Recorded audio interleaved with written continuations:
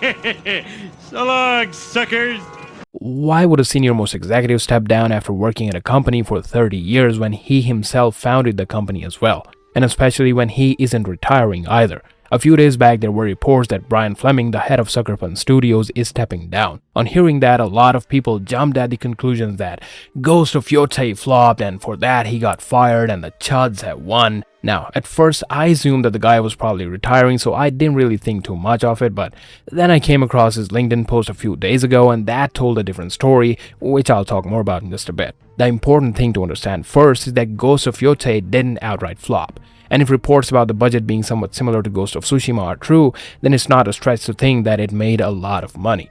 But if that's the case, then why is Brian Fleming stepping down? Because last time I checked, studio heads don't just up and leave after dropping a successful game unless they are somehow pushed out. And that's what we're gonna talk about today. We're gonna talk about how it's not just Ghost of Yōtei that Sucker Punch Sony, it's the entire lineup of the recent PlayStation first-party games that have led up to what's been going on there.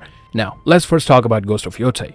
Character and story-wise, I definitely have my gripes with it, but one thing's for sure. The game is visually impressive and pretty solid from a gameplay standpoint, and the fact that it was made on a budget of around $60 to $70 million in a landscape where AAA games usually eat up around $500 million deserves a lot of credit. It shows that Brian Fleming and the team at Sucker Punch are talented people who know what they're doing. According to recent sales numbers, Ghost of Yōtei sold around 4 million copies, which means the game definitely made a decent profit. However, that decent profit was clearly much lower than what Sony expected. Here's the thing, good sequels to great games sell significantly more than their predecessors.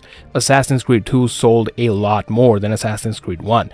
Red Dead Redemption 2 went ahead to become the 4th best-selling game of all time.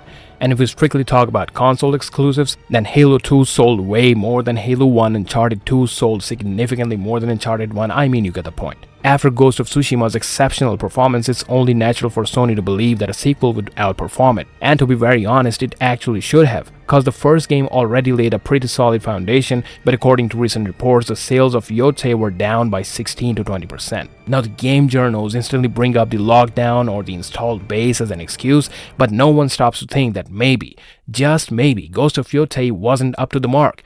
But more on that in a bit. Now, I'm not saying that lockdown and install base don't matter, they definitely do, but these shills massively oversell it. Then there are some people who bring up the $70 price tag as an excuse, but just this year we saw Battlefield 6 become the best-selling game in the history of the franchise despite having the exact same $70 price tag. Not to mention Ghost of Yōtei also had the added benefit of dropping near the holiday season, and the game could have shipped more copies during the Black Friday sales, but it still didn't, and that speaks volumes. Now, if that's not underperforming, I don't know what is. But still, it doesn't mean that Sony would just straight up kick out Brian Fleming due to this one small hiccup, which brings us to his LinkedIn post, and it reads, "So, what do you think I should do next?" That's the big question, because after 28 absolutely life-changing years at the helm of Sucker Punch, I've decided it's time to shake up the snow globe. I leave Sucker Punch in the capable hands of the strongest leadership team we've ever had. Adrian and Jason will do an amazing job as studio heads, and the rest of the directors, Nate, Joanna, Billy, Gail, Parker, Sonia, Rob, etc., they're all so capable and so ready for new challenges that I have nothing but confidence the studio will continue to flourish. Now, Jason Connell and Adrian Bentley are both industry veterans, and they have been working with Sucker Punch for quite some time now. Jason served as the creative director, while Adrian leans more towards the technical side of things. And I do have some confidence that whatever the next project is, whether it's Infamous or something entirely new, it's in good hands. Anyways, he continues, "I really don't know what's next. I'm gonna stay at Sucker Punch through April to assist with transition, and then take some time with Krista to visit friends and places we've always wanted to go. Meanwhile, I'm trying to sort out which opportunities I want to explore next. Some industry, some tech, some entertainment, and some advocacy politics stuff, all part of the space I'm thinking hard about. Happy to discuss if you're curious." Now, there are two things. First, why would he consider staying in the gaming industry as an option? Of course, he won't be hired as a studio head elsewhere, and he won't be willing to take on a smaller role after working as the big boss for like 30 years. Which tells me that he might be open to starting a new indie studio, which would be interesting, but hey, I'm just speculating. The second thing is, some people argue that a senior executive won't just walk away without having something already lined up. And they're not wrong. For example, the game director of Dragon Age the Veilguard, Corinne Bush, only left BioWare after he was offered to destroy another RPG at Wizards of the Coast. However, the fact is that Brian ran a studio for nearly 3 decades and made multiple profitable games, so I would say he's pretty much set for life and doesn't really need a job. And that's why it makes perfect sense that he'd want to take a break before doing anything else. But the question still stands: why leave something that you built from the ground up that's still rolling and printing money? I think that must have something to do with the increasing pressure from Sony. The thing is, massive flops like Concord and multiple cancelled live service games have lost Sony hundreds of millions of dollars, if not more. On top of that, another big reason that often gets overlooked is that PlayStation 5 has not produced even a single true console-selling first-party game. I mean, the lineup they had with PlayStation 4 was freaking crazy. And that's one of the reasons why the PS4 dominated the competition. But along with the rising prices, which is definitely a very important factor, they simply have not given enough incentive to the players to go out and buy a PlayStation 5. I mean, when was the last time you were truly hyped to get your hands on a first-party PlayStation game? For me, it was probably God of War Ragnarök, and even that ended up being kinda disappointing. And that's not the only one. All of Sony's recent first-party games have underperformed. Horizon Forbidden West, God of War Ragnarök, The Last of Us Part 2, Spider-Man 2, Ghost of Yōtei, all sequels to massively successful games, and all of them sold significantly less than their predecessors. Now, there are reasons why the games underperformed. There's Price, there's Sweet Baby Inc., there's Neil Druckmann, but one thing is common. All these games were divisive to some extent and did something to piss off their fanbase. We live in a day and age where word of mouth spreads faster than wildfire, and gamers are one of the most vocal audiences out there. They make sure they are heard when a game is good or bad, and they don't just mindlessly hate on every game. Just look at Arc Raiders or Expedition 33. Now, just a few months back, I was pretty excited for Ghost of Yōtei myself. I even said this in an older video. Now, Ghost of Yōtei and Grand Theft Auto 6 get a pass because these people know how to make iconic characters and write great stories.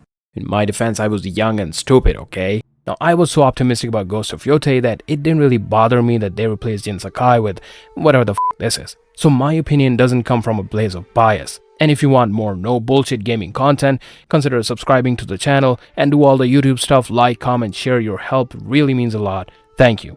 Now, I started pulling away from Yotei once I saw who the writers were and what the actual premise of the game was. The thing is, Ghost of Tsushima explored themes like honor, sacrifice, and survival. Jin had to become more than a samurai to save his home from a ruthless enemy, so understandably he became the Batman, hiding in the shadows, instilling fear in the hearts of his enemies, and taking them out one by one. The stealth wasn't just a gameplay mechanic, it was smartly woven into the story, and it kinda became the core concept behind the ideology of the Ghost. And Jin wasn't driven by revenge or ego or personal gain. In fact, he sacrificed his honor, his home, his legacy for a greater cause, and in doing so, he became the enemy of the very people he once called friend. Now, of course, he didn't want to do it, but he had to. That internal conflict and the father-son dynamic between Lord Shimura and Jin was the emotional core of the game, and their scenes together were some of the most powerful moments in the story. You have no honor, and you are a slave to it. Now, yes, it wasn't the greatest story ever, it did have its flaws, but the reason it worked so well is because it resonated with the majority of the players. It directly played into the male fantasy of being a hero and fighting for something bigger than yourself, protecting those who cannot protect themselves. This is something ingrained in men on a basic level. I mean, there's a reason why superheroes are so damn popular, but anyhow. Instead of building on that, they went out of their way to turn the sequel into a one-note girl boss revenge story. This time around, there was no real focus on stealth, honor, or moral conflict, the very things that made Ghost of Tsushima click. It's all just about revenge and Atsu taking on a dozen men head-on. And that's a real problem here. Ghost of Yōtei lost its identity for the sake of pushing a pointless message. Brian Fleming spoke to VGC quite recently about how the studio can work on one project at a time, and that's why the game they choose to work on has to be their best idea. So do you really mean to tell me the Ghost of Yōtei was the best idea? They wasted 5 years and a shit ton of resources on making this game. I mean, come on, there definitely were better ideas. I'm no historian, but 7 years after the first Mongol invasion, there was a second one. And they could have easily made a sequel where Jin Sakai is in mainland Japan fighting against the Mongols, as well as dealing with the shogunate. They could have explored things like other samurai taking up the ghost mantle, abolishing tradition, either to fight against the Mongols or simply for selfish reasons. Just imagine how interesting and badass would that be. Even from a purely business perspective, continuing Jin's story would have been the safest and smartest route. I mean, the audience loved him and would have liked to see more of his story, and I'm not even making this up. Just a while back, Push Square, another gaming outlet that shielded heavily for Ghost of Yōtei, ran a poll asking questions like, which game do you like the best? What game has a better gameplay? What game has a better story? And outside of the gameplay, of course, the majority of the players thought that Ghost of Tsushima had the better story and was overall the better game. They also asked which protagonist do you like more, and guess what? 72% of the people chose Jin Sakai. Considering the type of audience outlets like Push Square caters to, this clearly shows that even the majority of the targeted modern audience likes Jin Sakai more than Atsu. This game is another display of nonsense activists hijacking and ruining another beloved franchise. Sucker Punch didn't suddenly forget how to make good games. They were tricked into making Ghost of Yōtei. They were led to believe that this is what the gamers want. Now, to be fair, a game without Jin Sakai or even featuring a female protagonist could have also worked well if the writing was any good. I mean, just look at Blue-Eyed Samurai. But then again, what can you really expect from the Whale Guard writers? And just by the way, this guy John Dambrau is now working over at Bethesda Studios and is probably the senior quest designer on Elder Scrolls 6. Man, I feel sorry for people who have waited 14 years for this game, but anyways. The point is, the recent reports of crunch at Naughty Dog, combined with Brian Fleming stepping down, make one thing clear. Tensions are growing between Sony and their Western studios. And it also proves that Ghost of Yōtei wasn't a massive success and Sony isn't really happy about. But I'll leave you at that. Do let me know what are your thoughts on this Sucker Punch situation in the comments down below. Don't forget to drop a like and subscribe if you enjoyed the video. And if you're feeling generous, hype the video as well. It really helps my small channel get more exposure. We've recently hit a massive milestone of 1,000 subscribers, so huge thanks to everyone who helped my tiny channel grow. You all are legends. Thanks for watching. I'll see you all next year. Well, cause you know it's the end of the year. Sorry. I am Sony Prime, and this message is for every surviving studio out there. Make better games, or I am coming for you.